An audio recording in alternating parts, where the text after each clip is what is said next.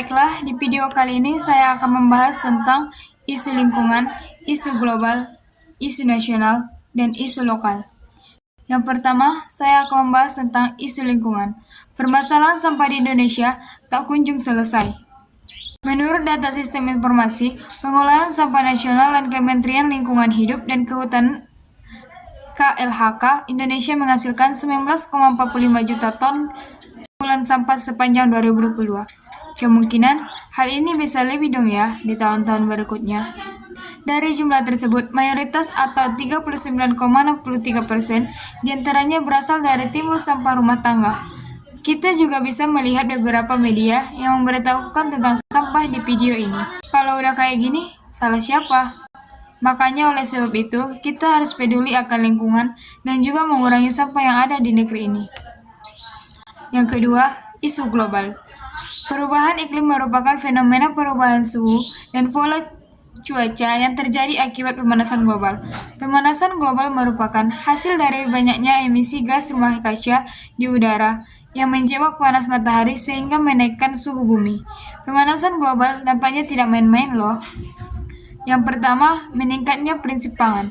Perubahan iklim mempengaruhi suhu curah hujan dan kecepatan angin berdampak pada ketersediaan air, kekeringan lahan, banjir, dan jasa ekosistem lainnya yang menjadi sandaran pertanian untuk menghasilkan panen makanan. Berdasarkan analisis Food and Culture Organization, 34 dari 51 negara mengalami krisis pangan akibat perubahan iklim ekstrim.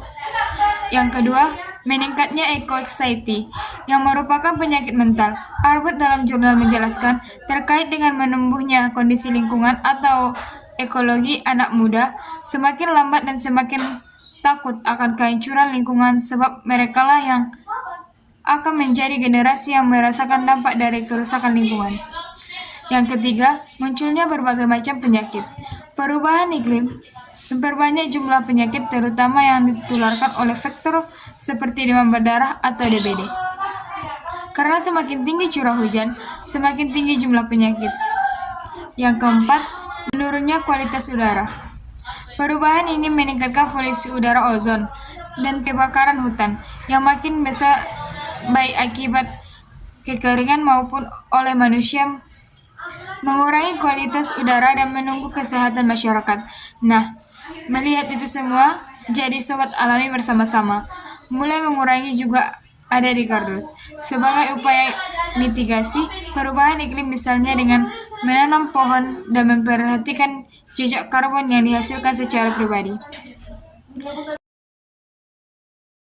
Yang ketiga, isu nasional. Kemensos optimis mampu ikut menurunkan angka kemiskinan di Indonesia. Salah satu cara yang dilakukan adalah dengan mengoptimalkan penggunaan kartu keluarga sejahtera.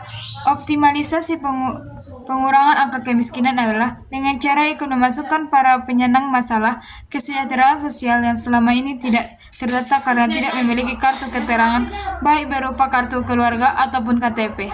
Mereka diregistrasi untuk bisa mendapatkan bantuan sosial melalui kartu keluarga sejahtera. Selain dengan PKH, penanganan kemiskinan juga menyasar kepada penyandangan masalah kesejahteraan sosial atau PMKS melalui Kartu Indonesia Pintar, Kartu Indonesia Sehat, dan Kartu Keluarga Sejahtera. Salah satu implementasi penanggulangan kemiskinan melalui program Keluarga Harapan. Tahun ini program tersebut ditingkatkan jumlah sasarannya dan diintegrasikan dengan program Kartu Sekitar dan Kartu Sakti dari RPJM adalah 5 tahun ke depan. Target turunnya angka kemiskinan sebesar 4% dan Kemensos memiliki peran menurunkan angka kemiskinan sebesar 1%-nya dengan asumsi tunjangan alokasi anggaran tidak berubah. Yang terakhir, isu lokal. Masyarakat Desa Roburan Dolok, Kabupaten Mandailing Natal, Sumatera Utara, resah karena semburan lumpur panas meluas dan bertambah menjadi puluhan titik di beberapa lokasi. Berbeda. Akibatnya, banyak tanaman milik para petani mati akibat lumpur panas ini. Awalnya, semburan lumpur panas ini hanya ada di beberapa titik dengan ukuran yang tidak terlalu luas. Namun, saat ini sudah menjadi puluhan hidup dengan ukuran yang cukup luas, sehingga membuat keluarga dan petani resah. Selain menyiapkan tanaman seperti pohon karet dan padi mati, aliran sungai yang menjadi sumber mata air dari tempat biasanya juga tercemar material lumpur sehingga tidak bisa digunakan untuk kebutuhan sehari-hari.